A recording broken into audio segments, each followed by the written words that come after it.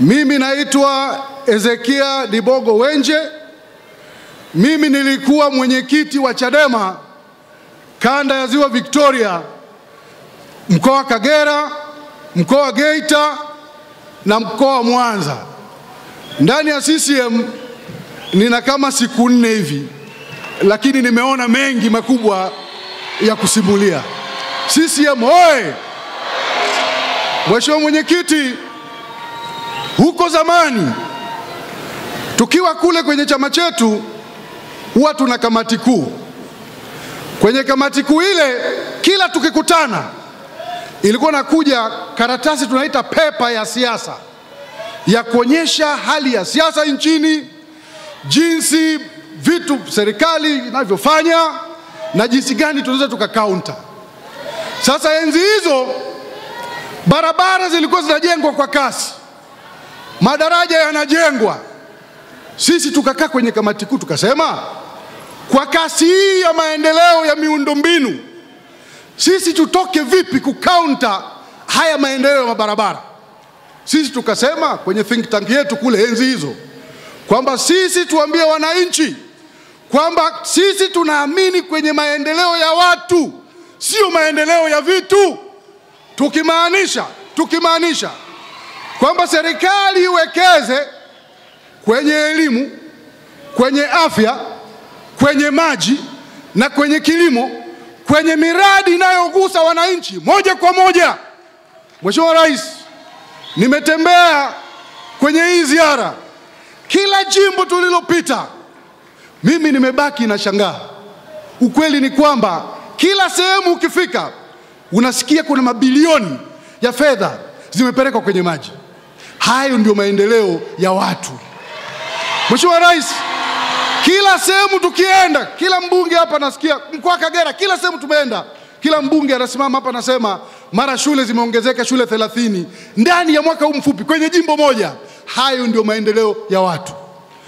Mheshimiwa Rais, kila kitu. Sasa kama mimi nilikuwa kipofu huko naona, kazi kubwa imefanyika. Mimi Wenje nilikuwa mwenyekiti wa Chadema wa kanda. Mimi na uzoefu mkubwa, naelewa haya mambo. Hasa mtu wa Chadema wa kawaida, wewe huko unafanya nini? Njoo tujenge nchi. Peoples, kazi kubwa imefanyika. Sasa Mheshimiwa Rais, haya mambo tulikuwa tunapinga, tulikuwa hayajui. CCM oye! Mheshimiwa mwenyekiti, sekta binafsi katika kila nchi ni mbia mkubwa sana wa serikali katika kuleta maendeleo, lakini pia kukuza ajira. Lakini hili sekta binafsi watu walete mtaji kwenye nchi yetu kutoka mataifa mengine, lakini hata Watanzania hapa, ili wapeleke mitaji yao kwenye biashara, lazima serikali itengeneze miundombinu thabiti itakayochochea hiyo mitaji yao kukua. Mheshimiwa Rais, nimesikiliza kwenye hii ziara, asubuhi nimeamka nikawa nasoma. Mwaka 2021 unaingia madarakani, Kenya ilikuwa inaongoza hapa East Africa kwa kuzalisha umeme. Mheshimiwa Rais, nimesoma leo asubuhi kwamba toka umeingia madarakani, Tanzania hapa uzalishaji wa umeme umeongezeka kwa 152%, 152%. Hii inaleta stability kwenye kukuza viwanda na kutengeneza ajira.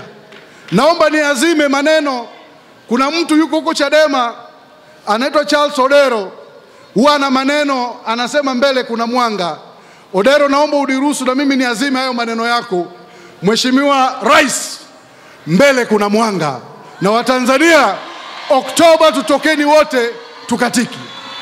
Mheshimiwa Rais, nimesoma tena leo asubuhi toka ulivyoingia madarakani jinsi ambavyo bidhaa tunazosafirisha nje ya nchi, exports kutoka Tanzania, zimeongezeka maradufu.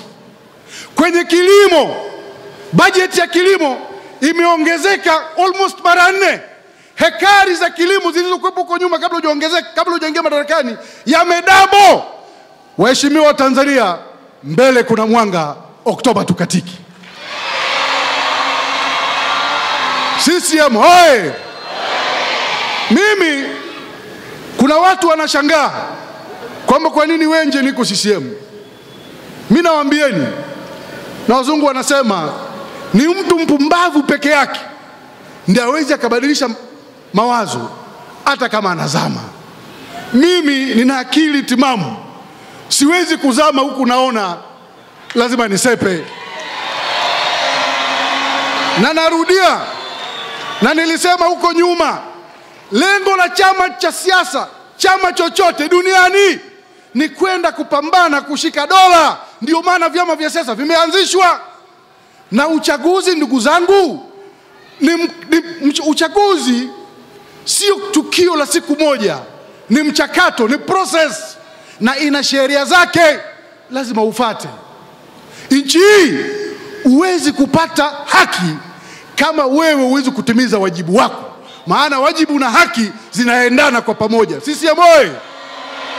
Sasa sisi huko, nilivyosema kwamba uchaguzi ni mchakato, lazima uende muitwe na Tume ya Taifa ya Uchaguzi, mkasaini fomu ya maadili ili muweze kushiriki uchaguzi.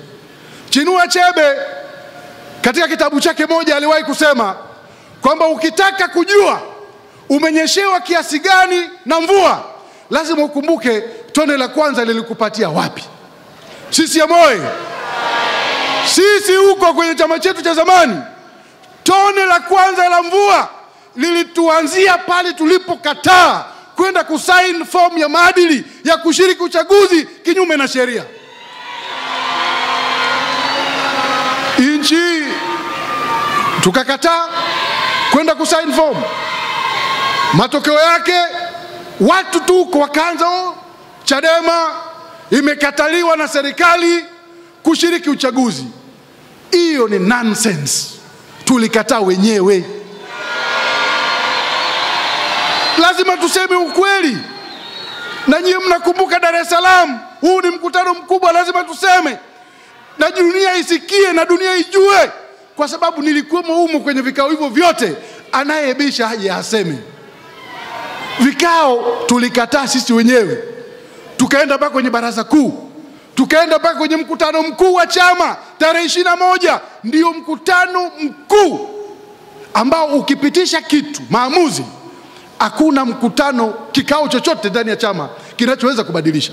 Sisi tulienda kule tukasema atushiriki uchaguzi, licha ya kwamba mwaka 2004 kuna marekebisho kadhaa yalifanyika kwenye sheria ya uchaguzi katika taifa letu, na kuna baadhi ya mambo tuliotaka sisi na tuliandika tukapeleka kwenye task force aliyounda Mheshimiwa Rais, iliyoongozwa na Profesa Mkandala na Ahmad Rashid akawa makamu wake. Sisi tulisema hatuna imani na wakurugenzi wa halmashauri wanaosimamia uchaguzi. Tulisema tunataka watu wengine independent wasimamie uchaguzi. Sheria ikabadilishwa. Leo hakuna mkurugenzi wa halmashauri anasimamia uchaguzi, lakini bado tulikimbia. Tulitaka kwamba mtu hata ukiwa mgombea peke yako mmoja, hakuna kupita bila kupingwa, upigiwe kura ya ndio na hapana. Sheria ikabadilishwa. Leo watu wanapigiwa kura ndio na nini? Hapana. Lakini bado tulikimbia. Tulitaka upatikanaji wa wale wajumbe wa Tume ya Taifa ya Uchaguzi, sio kwamba rais peke yake asimame tu ateue. Leo iliundwa kamati ya usaili inayoongozwa na watu independent, majaji wako hapo, tume ya haki za binadamu, lakini bado tulikimbia. Mimi wa Tanzania nawaambia, hii nchi hii ni kubwa kuliko mtu. Nchi hii ni kubwa kuliko chama chochote cha siasa. Wakati unafika lazima wote tusimame tuseme nchi kwanza. Sasa hasa leo watu tu wanakuja huko wanakuambia eti Oktoba 29 chama chetu hicho cha zamani kimebaki kuwa NGO. Kwa sababu chama kama kishiriki uchaguzi, lengo lake ni nini sasa?